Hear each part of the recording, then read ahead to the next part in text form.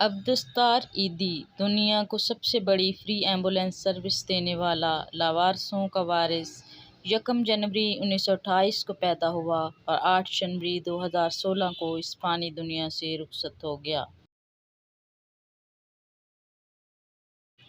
جہاں تک عبدالستار ایدی کے بچپن کی بات ہے تو ان کا بچپن محرومیوں اور دکھوں کی داستان ہے۔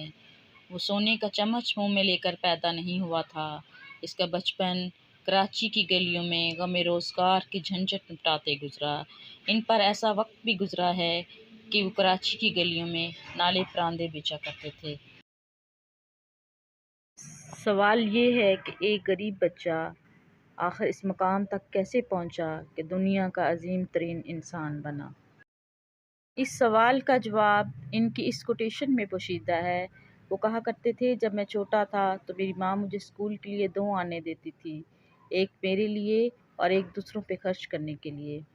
اس بات سے ظاہر ہوتا ہے کہ ان کے اندر ان کی والدہ نے دوسروں پر خرچ کرنے کا جو جذبہ بچپن میں پیدا کیا تھا وہ بڑھتا رہا یہاں تک کہ ایک قدآور درخت بن گیا، جس کے سائے تلے دنیا کی سب سے بڑی ایمبولینس سروس ہی نہیں، ہزاروں لاوارث بچوں کے سروں پہ دست شفقت کا ہاتھ بھی ہے۔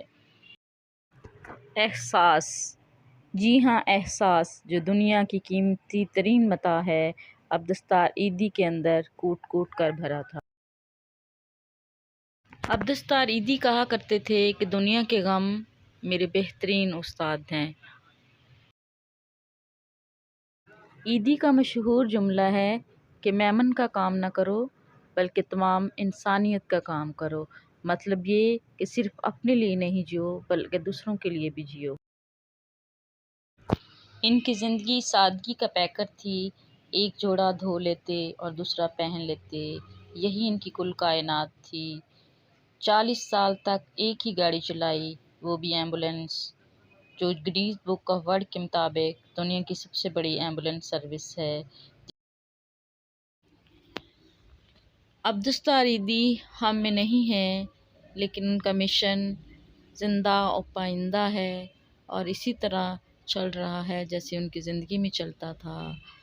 ہمیں ضرورت ہے کہ ہم بھی عبدالستار ایدی کے مشن کو آگے بڑھائیں اور انسانیت کی خدمت کے لیے خود کو وقف کریں۔